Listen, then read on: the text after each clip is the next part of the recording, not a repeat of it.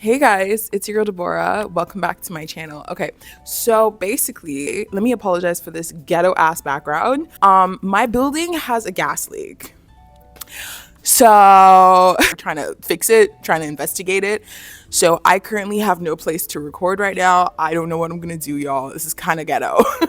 Yeah, excuse the background, y'all. I'm so sorry. But in the meantime, I promised you guys I would watch The Housemaid, and here we are. I am somewhat familiar with Frida's book, so I was already expecting a crazy plot line when I went into the film. What I was concerned about is how the book was going to translate into the movie. As we've seen in the past year, a lot of books have been put into films or turned into films, and they just haven't been good, aka Miss Colleen Hoover, girl. But then you can also argue that Colleen Hoover's books weren't really good to begin with, and that kind of translates onto the screen. But anyways, I went to go see The Housemaid, and honestly, y'all, I was fairly surprised as to how things went. It was actually a pretty good film. Spoilers if you haven't seen the movie yet. I personally think that this movie was camp in a good way, if that makes sense. So this movie starts out with Sydney Sweeney's character Millie, who is gone to jail. She's practically homeless right now. She's on parole after serving a 10-year sentence for murder, and she doesn't really have family, which I don't know if I missed it and I just wasn't paying attention. They didn't really elaborate on her family, so that was kind of like a question mark for me. But basically, after committing murder by defending somebody who is being raped, she has to serve a 10-year sentence, and so she's currently looking for a job as a housemaid. She goes to the Whitakers, or I forgot their surname already, Nina's home, basically, and she applies for the job. She doesn't think she's gonna get in. She gets in, and the place looks perfect. I mean, it's a live-in position. They put her up in the attic, and well, and it's kind of the best thing that she can get for now, and she needs to save up money, so girly pop just accepts it despite all the warning red flags. One thing I did like about this film is how they set up a lot of the key points, or a lot of they did a lot of like references to what would come to later in the rest of the film. Because at the beginning there was a lot of talk about, first of all, the staircase within the home. Nina's husband would always joke that she could possibly die by being so clumsy by falling off the staircase, and that would end up being his death. There were a lot of callbacks like that. Also, Nina making some statements about like, oh, like she would die, or like, you know, like those kind of callbacks within the first half of the film were really smart, and it really told you that something else was coming along the way, and that there would be a death somewhere in this film.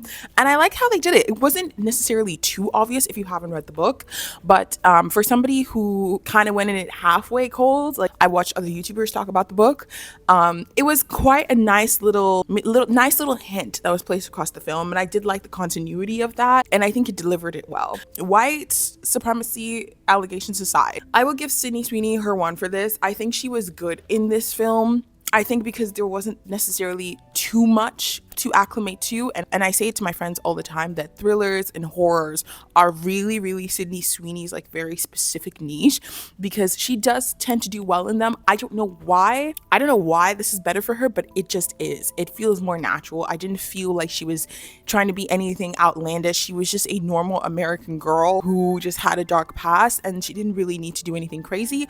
I also will say I love towards the ending of the film where the situation gets turned around. Nina's character finally escapes the whole entire house. We don't know that she's actually escaping, but we think that she's been kicked out by the husband, and Millie is the new, you know, side chick and whatever. And little did we know that Millie's going to be set up for something crazy. When Millie gets locked in the attic, that scene really shows acting chops, because it turned a bit into a comedy for a second when the role gets switched around, right? When she turns the tables on the man, on the husband, and I keep on forgetting his name, y'all, I'm so sorry. When she turns the tables on the husband and she makes him pull out his teeth, I was gagged. It's a bit of a comedy. It was funny as fuck. And I think that worked really well with her acting, and I thought that part was really funny done. Of course, is this whole entire story outlandish? Yes. Will this ever happen in real life where things would get solved this easily and Sydney Sweeney would become a housemaid that helps abusive moms? I'm not sure. I don't think so. But you know what? For what it is, it was actually quite funny, and it's something that I would rewatch again. One thing that I did like was very much the callbacks and the flashbacks and the little hints with the daughter Cece as well. How things would change when Cece would put the dolls up in the attic, or like, you know, she would sort of show you the hint of an abusive household while using the dolls. I thought that was very smart. I really liked this whole entire direction. I really like it. I don't know if they're going to do a like a sequel to this. I'm not sure if that's really necessary, but I liked it for what it was. It was super refreshing and something just new to watch in December. Me and people in the cinema, we were cackling it up, girl. Like, it was a good time. It was a good time. All in all, I really, really enjoyed this film. I do think some of the song choices were a little bit off personally, but that was at the beginning of the movie, and I liked how this film set up things at the beginning as well. It also kind of reminds me of how, like, the Knives Out mysteries, for example, will put little Easter eggs or little hints and tricks at the beginning of the film to tell you that this would come back later. Like, I love stuff like this. I'm really, really shocked and surprised that I ended up really liking this film this much. I liked it, and this is a win for both actresses. I really enjoyed it. Overall, I would give this movie a solid 8.5 out of 10. Like, I would rewatch this again. And I don't say that quite often because there's not that many films nowadays that I would personally rewatch again. A lot of movies are losing that kind of their luster. But this is definitely a cute watch. I will say, if I may, I was quite surprised at how everybody just got naked. I don't know if I was the only one who noticed that. That's kind of like a little fun tidbit from me. I didn't expect everybody, because normally in these kinds of scenes, like, everyone like gets half naked kind of. But when everyone was booty cheeks out, I was like, oh, hey, okay. I don't know why that was necessary, but it was in the film. Sometimes I do, and this is a personal opinion, sometimes I do feel like some nudity is just not necessary in certain films, but that's another opinion for another day. I don't think it was necessary in this movie, but it was what it was, and I still like the movie regardless. Do you know what I mean? So, anyways, thank you guys so much for watching this video. Let me know how you guys feel about this in the comments. Like, it was a good time. It was a good time. I really enjoyed it. And I have nothing negative to say, which I'm very, very surprised. I also saw a lot of reviews for it on the internet, and we're all kind of in agreement. Like, it was a cute film. So, and yeah, thank you guys so much for watching this video, and I will see you guys in my next one. Okay, bye.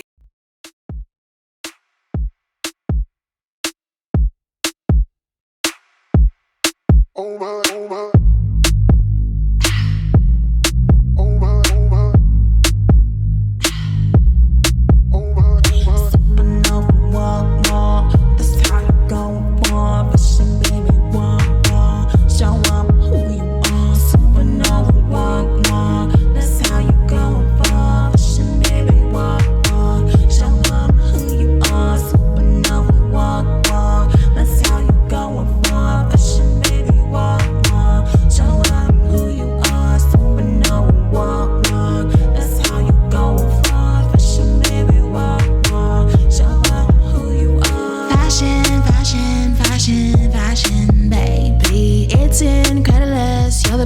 You know it, baby. Passion, passion, passion for fashion, baby. We're so fabulous, best dressed, confident.